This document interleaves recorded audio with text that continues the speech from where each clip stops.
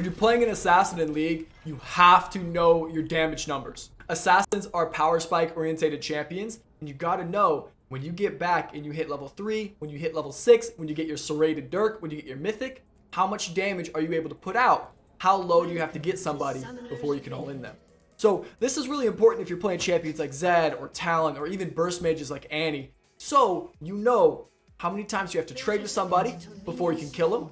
How many times, is it better? Can you not kill your lane opponent yet? So you should just roam. Should you stay because they're about to die when your ult is up? It's really important, and it changes your decision-making process as an assassin. The very first time I got coaching by the best Zoe in NA, Detention, he told me, you have to know your damage numbers. He asked me, how much damage are you going to do at level 6?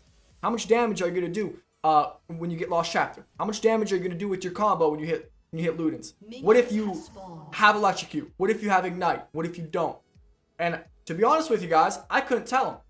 And I said, I don't know. Let's go in and find out. And that brought me, with Annie, from Platinum Diamond up into Masters. So today I'm going to run with you how I check my numbers on, and we're going to be using Annie as my example today. And this is something, if you play an assassin, you want to go do, and you want to do consistently because the numbers change, right? Last time I checked Annie numbers, Lost Chapter was different, or I was at different power spikes at different points of the game. The other champions are different, things like that. The durability change was massive, so the numbers are a lot different from then. So first thing I will do is I will go ahead and I'll just open up a notepad, just straight out the gate, and we'll call this Annie damage numbers. And we're going to test a couple different things. We're going to think about, what are my champions' power spikes? When is my champion strong? Well, most assassins are strong at level 3. So that's a really important, if you're playing Kiana, if you're playing Zed, if you're playing Fizz, you really want to check damage numbers at level 3. Annie's more of a level 6 spiker. So we're going to check level 6. That's our number one, most important thing. So our level 6 damage, it's going to be big. And our mythic damage. And then, we'll start with these 2 points. These are Annie's biggest power spikes. Your assassin might have a different power spike, like Talon's really strong at level 2. Talon's really strong on serrated dirk. Those are probably Talon's most important. And level 6 is important as well. So I'm going to go ahead and think, all right, level 6, let's level us up here. Level up to 6. Make sure you put the right things, the right points. And you want to think, how much money am I going to have? We're going to get a little bit of gold. Well, if I'm level 6, I'm probably around Lost Chapter. And you're going to go ahead and spawn yourself a dummy. Now, when you spawn this dummy, make sure you put magic resist on it. Oh, there's going to be minions here. Let's go to the river.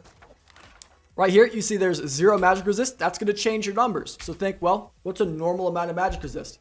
Well, I have magic resist in my runes. It's about 40. So I'm going to go ahead and find the add resistances. I'm going to add it up to about 40. It's about right for this point in the game. And I'm going to start with my different combos. So most popular combo on Annie, auto Q auto. This is like our poke combo. 304. I'll just say auto Q auto. We got 304. Now I'm going to test maybe a bit of an all-in. Have to wait for electrocute. We're going to do auto refresh cooldowns and whatnot. And this trade, we're going to start with an auto. And we're going to go Q. And we're going to go W. And we're going to go ult. And we're just going to check the initial damage from this.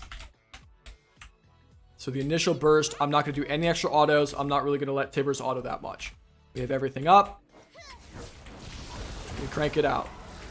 It's about 515. I canceled Tibbers auto. Tibbers won't normally cancel his auto like that. So it would be worth maybe even adding in a Tibbers auto. And I'm going to do it one more time. W ult. Let him get an auto in there. And you guys can see that one was 650. And it was about 650, somewhere in that range. And you can test it a couple times. You can see what makes it different. Maybe did you add an extra auto? Was it the Tibbers autoing more? Whatever. So that's kind of the initial burst from my Tibbers trade.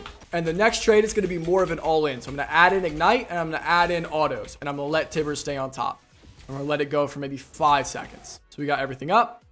Auto. Drop the Tibbers. Oh, and drop the Ignite. And we'll let it go until the Ignite's up. See, boom, about 1100. About 1100. So I think it's like 1120. That's my first number. So just from doing these tests, I see, okay, if I'm level 6 and I got it back and I'm on my Lost Chapter and you're at 1100 health and you don't have flash, you can't get away from the Tibbers autos, I will kill you with ignite and autos and Tibbers autos. If you have no way to get away from me, I will kill you. Guess what? We're playing Annie. That's more health than I have. That's more health than I have.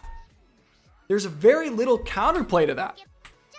And when you know your damage numbers, you can really surprise people. You can just absolutely shock people, and this happens a lot. Now, you have to factor in, you have to think about these numbers in context. The initial burst is what I'm getting off right away. The rest, so the initial 500, 600 is the initial consistent. Like if you have flash up, I'll be able to get at least 500 on you. But if you have flash up, maybe the rest isn't guaranteed. I'll get 500 plus the ignite. So you have to take these numbers in context, but knowing these numbers helps shape your decision making. If I know you don't have cooldowns, you're just dead, and I'm going to run you down, and I'm going to snowball that way. If I know that you do have a lot of cooldowns, and maybe my ignite's not up, and you're full health, like maybe I'm going to roam rather than staying mid with you, because you're not really in kill threat. Or if you have, let's say you have 1200 health, a little bit more than my all-in. Well, I can take an auto-Q auto trade with you, knock you down to 900, and then once my electrocute's back up, you're dead. Things like that. So, and the next thing I would do is I would go test on my mythic. I'd say, okay, well, maybe on my mythic and I'm on boots, you know, maybe I'm level 8 at this point. Maybe I'm level 9, something like that. I'll say level 9, so we get our max levels in Q, and I would just go through the exact same process. Auto QW, you can already see we're doing way more damage. 702 damage when we are mythic plus level 8. Plus level 8 plus Sorks. And this is also a good way to check what items are best for you, right? Maybe you're deciding, do I want Sorks or do I want the Ionians? Do I want Shadow Flame or do I want Death Cap?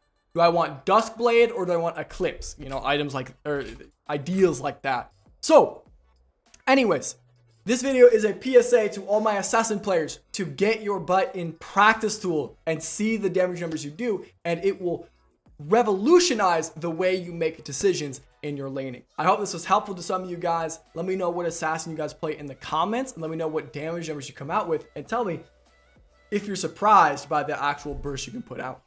I appreciate you guys watching this video. I'll see you guys in the next one. Peace.